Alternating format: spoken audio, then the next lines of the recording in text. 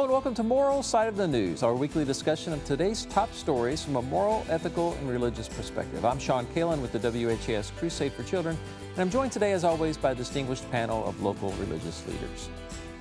Reverend Michelle Penix, Lighthouse Christian Church, Father Bill Hammer, St. Margaret Mary and St. William Catholic Churches, Reverend Dr. George Watson, Faith Point Church, Reverend Jason Crosby, Center College, and Rabbi Emerita Gelia R. Rooks, the Temple. We begin this week with the violent and chaotic weekend along Bardstown Road. Police sirens and officers. Crowds of people from the latest street takeover along Bardstown Road, a scene the neighborhood has become all too familiar with. We spoke to a Highlands neighbor hours after two men were shot and injured along the busy Bardstown Road. You cannot just throw police and lights and security cameras and think all that's just going to magically scare everybody, all the bad actors. They don't care about any of that stuff. Metro Councilman Ben Rena Weber says the city has put in resources to curb the violence and is now saying everything's on the table. I mean, when you talk to the neighbors, they're talking about voting precincts dry. We're getting a lot of calls for 2 a.m. We're getting a lot of real engagement from restaurant owners who are asking, what else can we do? Bars are also expressing their frustration. In a statement, the hub, which moved from Frankfort to Bardstown over a year ago, reiterated that the fights did not start at the club and said no one involved in the fight was a patron of the hub, saying, quote, "We are reaching a breaking point. We are now evaluating whether we can responsibly continue to operate under these conditions, and we are seriously considering temporarily closing our doors until the city is able to get control of this issue," end quote. I gave the councilman the hub statement to WHAS 11. I mean, I have been in regular contact with the Hospitality Association, with the individual business owners, and my heart goes out to them because most of them are really trying hard, and the ones that are not are facing some of the consequences of that. This is not what we want. We want businesses to be successful. Saying the corridor has fewer vacancies than there have been in the last several years and trying to keep it that way. People keep saying we cannot allow daytime Bardstown Road to be held hostage by nighttime Bardstown Road. So panel, we come out to you. This past weekend, there were 15 arrests. 4 of those were juvenile, 2 shootings between basically 2 and 5 a.m. in the morning. What needs to be done to curb this Bardstown Road activity? Well, I'll jump in. I'll jump in the fray. There are a lot of things that were brought out, I think, by the Bardstown Road incident. The first one I think I'd like to focus on is actually from the declaration that says life, liberty, and the pursuit of happiness. And I think that all communities have a right to pursue happiness and joy and fun, all age groups, all communities. And as such, I think that what happened at this particular nightclub can be seen as an opportunity to really think deeply about how all of our city is welcoming to all of its people. I think the owner of the Atomic was also on a news story earlier saying that he felt like this was particularly targeted at his club because they serve many of the LGBTQIA community as well as Black community. I can say firsthand that, Bardstown Road is one that has not always been as welcoming to the Black community. Atomic is a club that a lot of Black people frequent, and it's one of the few clubs on Bardstown Road. It's also one of the most highly secured clubs on Bardstown Road. The owners have even received commendations for the security they provide to their clientele. This incident did not happen inside of Atomic. It did not happen next door to Atomic. It happened down the street. Police were there. I think that we need to talk about police being peacemakers instead of peacekeepers, which means really being involved with the citizens that frequent all of those establishments, having good communication, being aware, moving in and out of the crowds, not just standing there waiting for something to happen as a punitive form. But largely, I think we need to go back to the fact that every place in this community needs to be seen as a place for everyone in this community.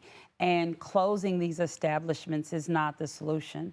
And finally, I would just say one of the things that really struck me about this was the fact that I don't know any adults, any young or old adults, who have time for crime with something to lose. And I think this is a much larger societal issue about adults who are not accountable to anyone, who are not responsible for anything. And I think that actually lays on our generation, who have children who are young adults who still live at home without any responsibilities. The adults that I know don't even want to be sick. They don't have time for it. They have rent and mortgage and car payments and food and allowances to purchase things. And so the fact that young people, young adults, some of them don't have any responsibility, don't see a problem with causing a problem, really speaks to a generational issue and a more of a societal issue that I think we really need to take a look at, because that's the root of, I think, what really happened. I just was going to put in that the hub that they were talking about on the news there, it is owned or partially owned by a member of the LGBTQ plus community. So Atomic is not the only place that's, and I think the other owner is maybe not African American, but some minority. I'm just trying to remember what it is, because I used to know one of the, okay, anyway, but I mean, if there's any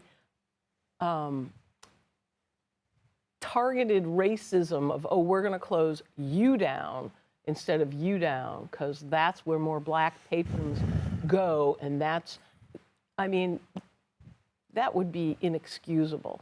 I am not really familiar with what's been going on there. But Right. but I mean, I'd like to say, how could you even suggest that in the 21st century? Ha ha. We have to be constant watchdogs for our rights. And as far as the right to life, liberty, and the pursuit of happiness, when one person or one small group's happiness infringes on everyone else's and becomes a threat to life, liberty, and the pursuit of happiness, I mean, there have to be boundaries there. But I don't know. I don't go to Bardstown Road after midnight. Well, I think, again, it is part of a much, which is what you were alluding to, is a much bigger issue in the sense that we've discussed on this show previously about incidents at Waterfront, on the walking bridge across the 2nd Street, or even the pathway there. We've talked about the violence and stuff that is happening during some of the Derby festivities and what's going on other streets, you know, in town as well. But I think it is a case where there's a lot of unsupervised underage minors that are, in a sense, set free. And they're going to hang out together, which is fine, hanging together. But being respectful is something that they don't seem to have learned yet. It's that respect for other people and their time together. And yes, certainly I would think interaction with authority figures, such as an example in the police, rather than just sitting there with your arms crossed and or, you know, pointing at. But I think there is a lot of interaction that goes on. And in terms of when I have been in some of these larger crowd situations, they're not just sitting off to the side, but they are monitoring. But when you get these massive crowds that are able to shut down traffic, I mean, that's out of control. And who's responsible for controlling that? And I would just piggyback onto that, Father Hammer, and add, not only has this been a topic to an extent on the show when there have been incidents at the Big Four Bridge or in other parts of the community in the past, this is also a national issue where there are similar instances that have occurred in the last several months. And Cincinnati and Indianapolis, and some of our peer cities where there have been events like what has been occurring on Bardstown Road happening in other places too. I think there's a tendency for us here in Louisville to think that this is unique to Louisville, but I think taking a slightly broader perspective can help us navigate what we're dealing with here. Well, and part of the word might be copycats. It's out there in the media. Well, and that's one of the things, that we have to consider too, is that so much of what happens now is filmed by other people at the scene as opposed to rendering aid or support or helping police locate where something is going on. We're quick to pull out cameras and videotape it for clickbait on social media as opposed to being part of the actual solution. Someone had said, it's almost like you're inciting a riot by videotaping and then showing it over and over and over again. That leads to the perception that it's so much bigger of an issue than maybe it really is. I go back 30 years into my, maybe 40 now, into my youth and thinking, these problems have always existed. And just now we see it everywhere, every day, on every venue. And I think that's what makes it so different today. And there's also the echo chamber effect. A couple of kids posted on their Instagram or whatever, and other people, instead of saying, whoa, I'm not going to Bardstown Road, are like, ooh, things are happening on, and in that, and so that only makes it worse, pouring flames. Now, while what's happened here has been occurring in other places, as I just mentioned a second ago, what is unique about Louisville relative to peer cities is the fact that the bars are open until 4 a.m. And that, I don't know, at any age in my life, if 4 a.m. was, if anything good was happening at that time of night. In a bar. In a bar or anywhere, for that matter. And I think that looking, as the councilman, as Ben Reno Weber was mentioning, looking at all the potential solutions that can be fairly and equitably applied, keeping in mind all the different interests at play, the other restaurants, other bars, people in the neighborhood, the owners of Atomic, owners of the Hub, and those businesses. But I think looking comprehensively at solutions is a good first step, but as one who lives a block off of Bardstown Road, this is also not something new. I mean, this has been something that's happening along the corridor now for a number of years, and I just am hopeful that we're able to find solutions that work for all parties involved. Well, and I think what I've heard you all say is we've identified that this really is a systemic issue. It's not really, you can't pin it down to one thing. You can't target one group. You can't say, you've got to fix this, you got to fix this. I mean, we now live in a time, it seems, where, the expression that we all want to hear and that we want to live is, I want to do what I want to do, when I want to do, and how I want to do, and where I want to do, and don't tell me that I can't do that. And so then we have all this behavior without appropriate consequences. My dad too would say, nothing good happens after midnight. The idea, but it's just how have we gotten to the place where we're so unconstrained, right? So that we have the ability to close down a street, in a place where yes, there's restaurants and bars and clubs and things, but really, how do we get to this place where we've lifted up so much this idea of we can do what we want, that we really do what we want, and then we create chaos. And we shouldn't be surprised then when these very difficult situations happen, right? It's almost like it's become the norm for this particular street in this section of it. That's just accepted. Every weekend, Friday, Saturday night, there's going to be huge crowds in the street. That's what you do. Well, and I guess I line that up with what we saw in New York following the Knicks win, and how the streets were just packed and the energy. And I was one that was just intrigued and fascinated. I love big crowds and lots of energy. And I think that, and I don't know if it's much of a surprise to everybody, but I will say that the hub is right there, but the Atomic is the club that was actually punished, had their license suspended temporarily right now. And it is the only club on Bardstown Road that caters to a black audience or is welcoming to a black audience. It is the only club. And I'm glad that, Gail, you look like that, because I want to make sure that we have that information in order to really make some decisions about what kind of city we want. I don't think that anyone moves to the Highlands. I think you move to the Highlands because you're in walking distance to shops and restaurants and bars, But I think the Highlands has also grown in age. It's not the same population that was there 40 years ago. And so as a result, they now are saying, hey, we're in bed at 9 o'clock, 10 o'clock. We used to like the 12 o'clock, 1 o'clock, 2 o'clock. And so now we have to really step back and think about young people today, the environment they're in, their work conditions, what they see as fun, and kind of position that against what the community wants to find a solution. But I don't think that closing down, establishments is the answer. I think especially establishments that have been good players in this and have tried to work with police.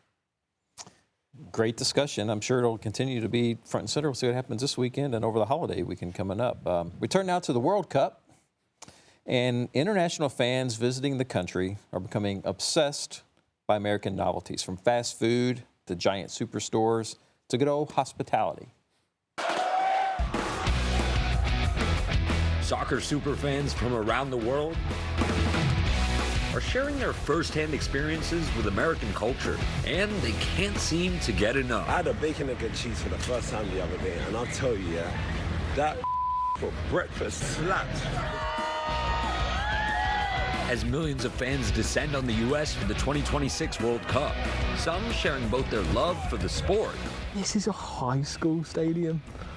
What? And their own take on quintessentially American experiences. Thanks so much.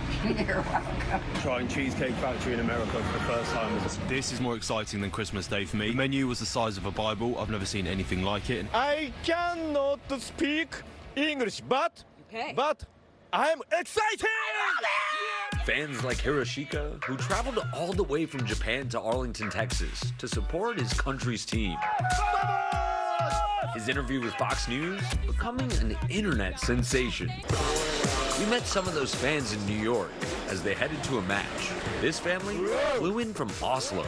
Have you guys been to the U.S. before? Never been. You've never been? Oh, it's amazing, the people and the hospitality and the drinks and the food and everything. Yeah. To margaritas in the States. Yeah. Wow. Fans from around the world embracing the phrase, go big or go home. What's the biggest culture shock for you guys here? The size of your food portion. It's too big. And the tipping. Fans like the now viral Freddie, spreading his own excitement on social media, crisscrossing America to cheer on Germany, documenting his stops along the way. One place where America's soft power was on full display, Boston,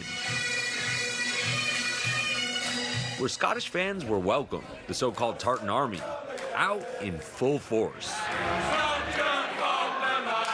We're all running out of beer, and the local distributors are just doing what they can to get them in, and I know a lot of them got shipments in. It seems like the Scottish pride themselves in having places like just drinking them dry.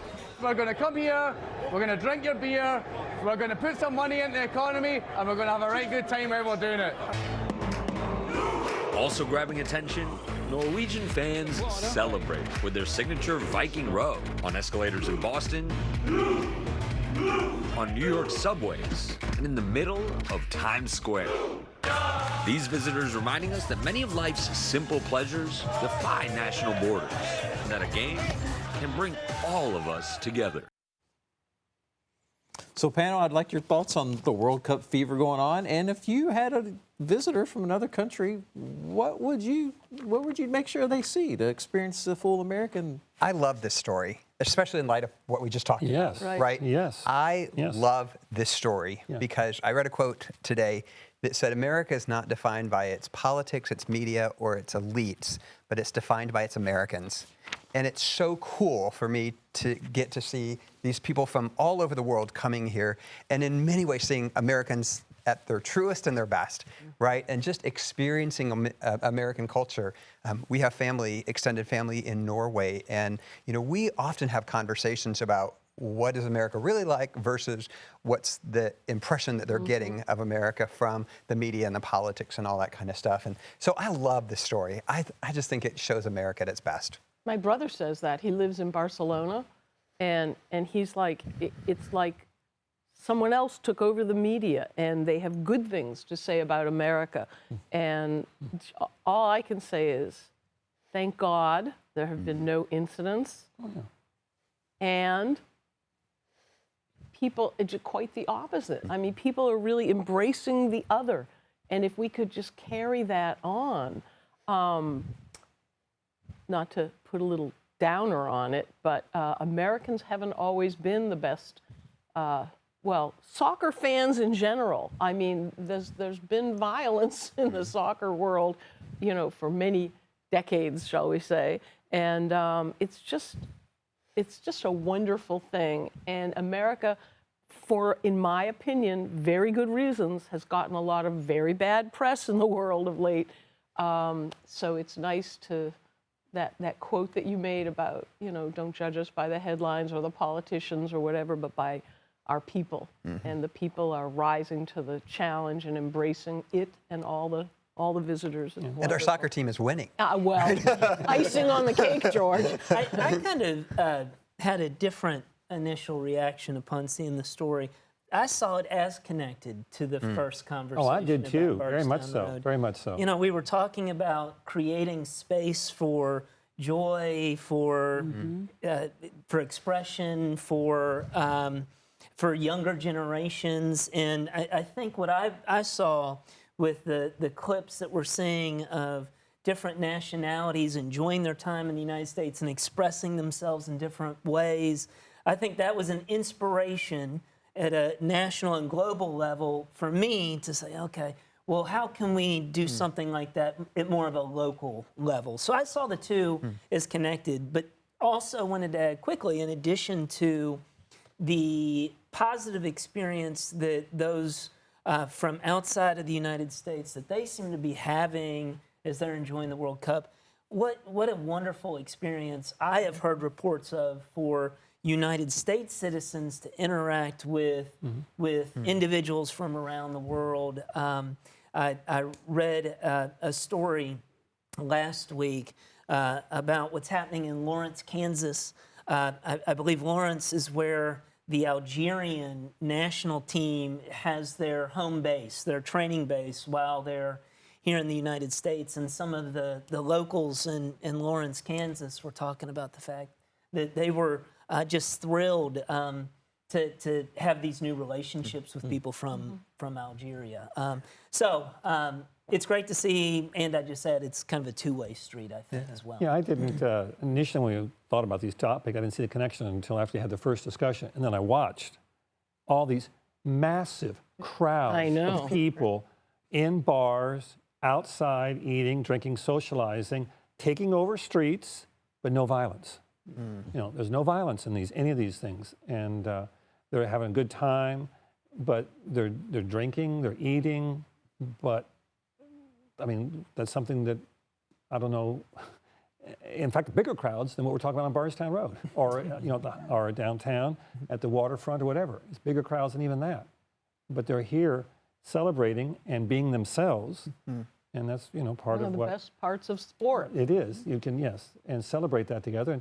And they celebrate the victories and they celebrate the defeats too. I mean, you can work with both of those, and certainly it's been exciting. I'm not a major soccer fan, but I did play as a, when I was in, actually in high school, I was on the JV team, but I didn't progress to, to the varsity team. But I always appreciated soccer because, again, it's much more bodily rather than needing all kinds of equipment. It's just, what you can do is what you can do. And maybe, again, some lessons to learn by that. What we do, we can do, and celebrate that in people's lives, whether it's our own or other people's lives. Well, one of the things I thought was interesting, too, is I put comparison between the first and the second story as well. And it too, George, had me excited. That's the energy that I love. So I love seeing new people experience new things.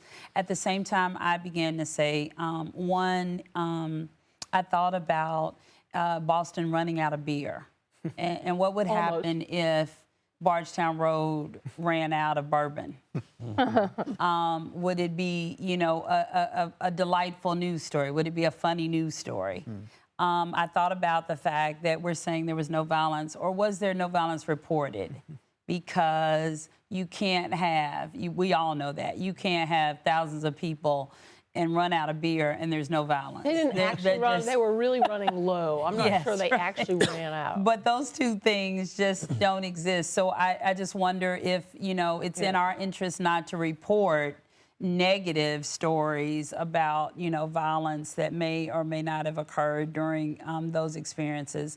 But again, the overriding theme is everybody being welcome and celebrated, and the different nationalities, the different cultures coming together under sport and the pursuit of happiness. And what a better world we would be in, what a better community, what a better city we would be if we had lots of opportunities. Last night I had the opportunity to go to Waterfront Wednesdays for the first time ever. Oh. And the reason it was the first time ever for me is because it was the first time that I recognized a Black musical group was brought to the stage. In all the years of Waterfront Wednesdays, I don't recall another Black group headlining. And so it was an opportunity for me and my family to go and to enjoy what so many other people in the community have enjoyed for years. And so I think those are the kind of discussions we need to have more and more of, to be more inclusive of everyone, because diversity is really America's greatest strength. Yeah. And again, we did say, though, that they videotape all violence and they put it out there. It doesn't have to be the media putting it out. It's out there if there had been violence. There would have been. Yeah. There would have been. Yeah. It's certainly been fun to watch, and we got a couple more weeks of it. So, and don't knock yourself too hard, because I know where you went to high school, and being on the JV team at St. X is... Well, actually, I was on the JV team there. Oh. Earlier high school. I was at 2 high schools. Well, thank you to our panel, Reverend Michelle Penix, Lighthouse Christian Church, Father Bill Hamler, St. Margaret Mary and St. William Catholic Churches, Reverend Dr. George Wasson, Faith Point Church, Reverend Jason Crosby, Center College, and Rabbi Emerita Gilia R. Rooks with the Temple. Thanks for watching and joining us for Moral Side of the News this week. Join us again next week for another.